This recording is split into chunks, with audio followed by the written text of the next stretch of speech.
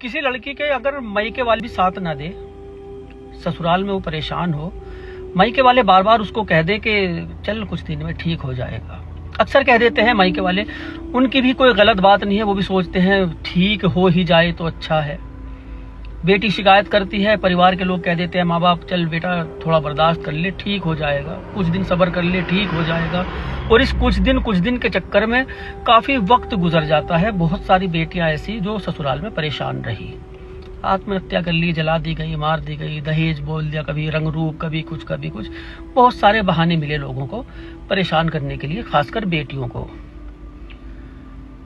एक बेटी जिसके मायके वाले भी नहीं सुनते थे और ससुराल वाले ताना मारते थे, ताना भी ऐसा वैसा नहीं, उसके रंग रूप को लेकर, उसके नैन नक्श को लेकर ताना मारा करते थे। इस बेटी का नाम था अर्शिता मात्रे। प्राइवेट बैंक में जॉब किया करती थी। इसका पति था कुणाल मात्रे। शादी को इनके 6 साल हुए थे। इस 6 साल के दौरान जिस वक्त 2 साल शादी को हुए थे, उस वक्त कुणाल मात्रे की माँ और इसकी बहन यानी सास ननंद, इन्होंने इसको परेशान करना शुरू किया। शुरू से ही परेशान करते थे, रंग रूप को लेकर पैसा वैसा मांगते थे।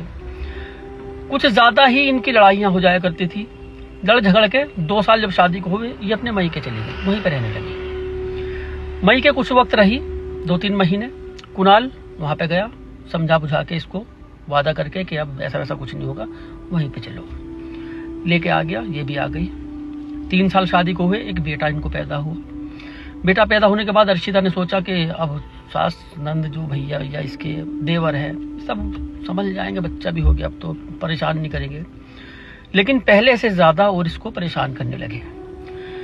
कुणाल इसके ऊपर अफेयर का इल्जाम लगाया करता था कि जहां पर ये जॉब करती है वहां तेरा अफेयर चल रहा है। इससे परेशान होकर जॉब भी छोड़ दी। माँ और नंद जो थी, सास और नंद, ये इसके चेहरे के बारे में कमेंट किया करती थी उल्टे सीधे कि कैसी है, कैसी शक्ल सूरत, इस तरह के। 5 जुलाई 2024 को एक लड़ाई हुई इनके घर के अंदर।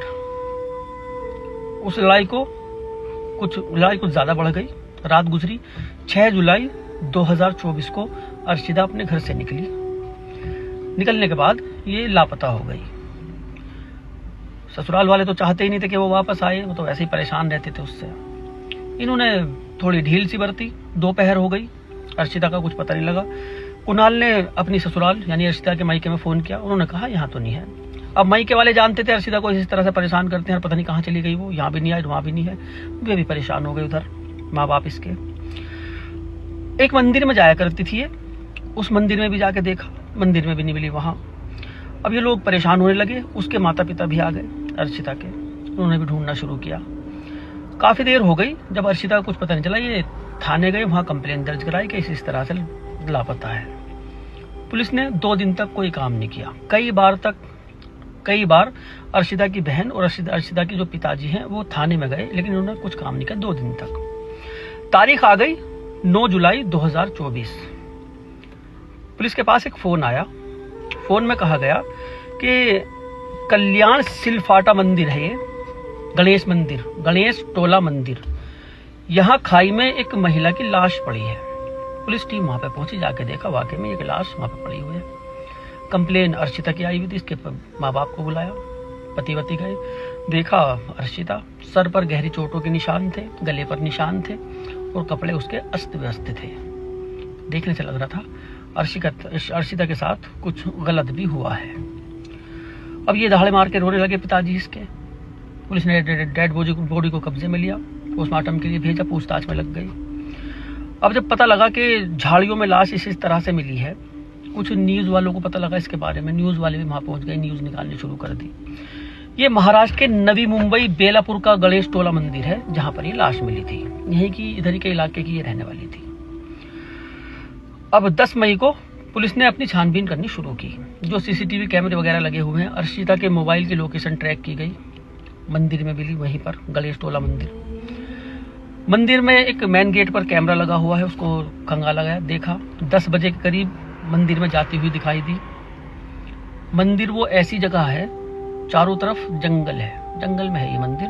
और सीढ़ियां भी मैं भी आपको दिखाऊंगा उसकी, देखना कैसी है। घास फूस खड़ी है, काई जमी हुई है, हरी हरी हो रही, मतलब बहुत कम लोग वहां पे आते जाते हैं उस मंदिर में। अभी देखना ये सीढ़ियां, यहीं पे एक वीडियो चला रहा हूं मैं, जाती भी दिखाई दी, आती भी वो दिखाई नहीं दी। अब पुलिस को यही अनुमान, अर्शिता के साथ जो भी कुछ हुआ यहाँ ऊपर हुआ, यहाँ से गई थी, आई नहीं, और रास्ता यही है आने जाने का, और कोई रास्ता नहीं था। पुलिस टीम ऊपर गई मंदिर में, जाके देखा ऊंचाई पे पहाड़ी पे मंदिर है, वहां जाके देखा एक पुजारी और 2 उसके कर्मचारी वहीं पर, वे भी छोटे पुजारी, वे भी वहीं पर मौजूद थे। इनसे अर्शिता के बारे में पूछा, उन्होंने बताया कि हमें तो नहीं पता कौन अर्शिता, क्या अर्शिता। रास्ते में सीढ़ियों पे जाते हुए एक कैमरा पेड़ पे लगा हुआ दिखाई दिया, उसको चेक किया, उसके तार कटे हुए थे, देखने से लगता तार जानबूझ के काटे गई है। पुलिस को पक्का यकीन कि ऊपर ही है जिसने भी जो कुछ भी किया है। उन लोगों से सख्ती बरती, उनसे पूछा मंदिर का पुजारी कौन है। जो मेन पुजारी थे मंदिर के, वो ललितपुर गए हुए थे, उत्तर प्रदेश के ललितपुर, बालक नाथ उनका नाम था, और इनको मंदिर की देख रेख सौंप के वो गए थे। अब इनसे पूछा तुम लोग कौन है। 2 महाराष्ट्र वहां के थे, राजस्थान के, और एक यूपी का था, उनमें से 2 पुजारी थे। इनसे जब सख्ती से पूछताछ की, पहले ये गोलमोल काफी देर तक इन्होंने बातें की, गोलमोल बात करने लगे। उसके बाद इन्होंने जब जबान खोली तो बहुत ही भयानक सच निकल के सामने आया। इन्होंने बताया वो महिला यानी अर्शिता 6 तारीख को मंदिर में आई थी, सुकून की तलाश में थी कि सुकून मिल जाए, परेशान थी। अपनी एक सहेली को भी फोन किया था, सारी चीजें बताई थी कि इस तरह से घर में लड़ाई हुई और मैं ऐसे जा रही, लेकिन ये नहीं बताया था कि जब भी लड़ाई होती थी वो मंदिर में जाके बैठ जाया करती थी। दूसरा मंदिर था वो जिसमें जाके बैठ जाती थी, 2-4 घंटे वहां बैठती थी, फिर आ जाया करती थी, इसका पति लेके आ जाया करता था। कहीं ऐसी वैसी जगह जाया करती थी, ना ही गलत थी ये। उस दिन ये थोड़ा दूर निकल गई और उस मंदिर में ना ही सन्नाटा, मतलब पूरा सन्नाटा, वहां पर कम आवाजाही, बहुत कम लोग वहां पे जाते हैं। ये वहां पे जाके बैठी, उन पुजारियों ने इससे बात की। इसने सोचा पुजारी तो है, काहे का खतरा, घर की सारी बात बता दी कि बिना बताए वो घर से निकली हुई है और यहाँ सुकून के लिए थोड़ी देर बैठने के लिए आई है। कुछ उपाय पूछे कि घर गृह क्लेश जो चल रहा है उसके लिए कुछ उपाय।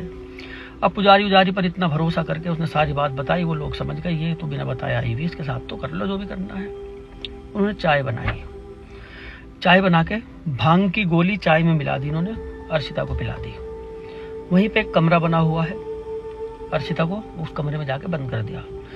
शाम हुई, शाम के वक्त जब मंदिर परिसर जो सब कुछ बंद कर दिया, ये लोग नीचे गए वहां मंदिर बंद उसमें कमरे में। इन तीनों ने बारी बारी से उसके साथ रेप किया, बेहोशी की हालत में रेप किया। रेप करने के बाद उसको वहीं छोड़ दिया। रात को इन्होंने कई बार इस तरह से किया उसके साथ। सुबह को 7 जुलाई 2024 अर्शिता को होश आया, ये चीख चिल्लाने लगी, वहां अंदर बंद थी। जब चीखी चिल्लाई, इन्होंने सोचा पकड़ जाएंगे भाई, मामला खराब हो जाएगा। तो तीनों गए, बाल पकड़ के अर्शिता के कभी दीवार में इधर मारे, कभी इधर, क्योंकि दीवार की उसकी जो हड्डियां थी, जो पोस्टमार्टम में आया था, हड्डियां इधर की और इधर की उसकी पूरी टूटी हुई थी। उससे अनुमान लगाया गया बाल पकड़ के इन लोगों ने दीवार में इस तरह से मारा इसको, तब इसको काफी तड़पाया, बाद में इसका गला घोट के इसकी हत्या की। इसके बाद इन्होंने मारने के बाद ये खींच के ले गए ऊपर सीढ़ियों से, काफी ऊंचाई पे मंदिर है, नीचे खाई में फेंक दिया। इन्होंने सोचा जंगली जानवर खा लेंगे, किसी को पता भी नहीं लगने का। निडर बिल्कुल, कतई इनको डर नहीं था, कतई खतरा नहीं था किसी चीज का, पकड़े जाने का कोई खतरा नहीं, ये भागे नहीं, वहीं पे रहे। पक्का यकीन था किसी को इसका कुछ भी पता नहीं चलेगा। अब जब ये केस खुल गया पूरा, पब्लिक को पता लगा, फांसी की मांग करने लगे कि फास्ट ट्रैक कोर्ट में इस मुकदमे को चलाया जाए और जल्दी से जल्दी इन तीनों पुजारियों को फांसी दी जाए। पब्लिक गुस्से में थी, खुद छीनना चाहती थी इनको कि पुजारी होकर इन लोगों ने इतनी घिनौनी वारदात को अंजाम दिया। पुजारियों पर तो वैसे भी आंख बंद करके कोई भी भरोसा कर लेता है, इन्होंने पुजारी की जो मान मर्यादा है उसको भी इन लोगों ने धूमिल कर दिया, कलंकित कर दिया। इनको हमें दे दो। भीड़ काफी आक्रोशित थी इनको लेने के लिए, लेकिन पुलिस ने इनको किसी को नहीं दिया, जेल भेज दिया। जब मंदिर के जो मेन पुजारी थे बालक नाथ, इनसे पूछताछ की, इन्होंने बताया कि ये मुझे कुंभ के मेले में मिले थे। जो बताया आप सुन सकते हो। साबू तो अचानक में आ गए, हाँ। और हमको जाना था, हम बोला चलो ये पंडित लोग हैं संभाल लेंगे मंदिर। हम कुछ उनको जानते नहीं है, वो तो कुंभ मेला में ऐसे कभी मिल जाते हैं। इलाहाबाद प्रयागराज कुंभ मेला लगा था, वहाँ ऐसे कोई भी नंबर ले जाता है और हमारे कोई पहचान। अभी तक भी 2024 2 साल हो गए, इन लोगों को कोई सजा नहीं मिल पाई। ये ऐसे मंदिर के पुजारी थे। खुश रहो भैया।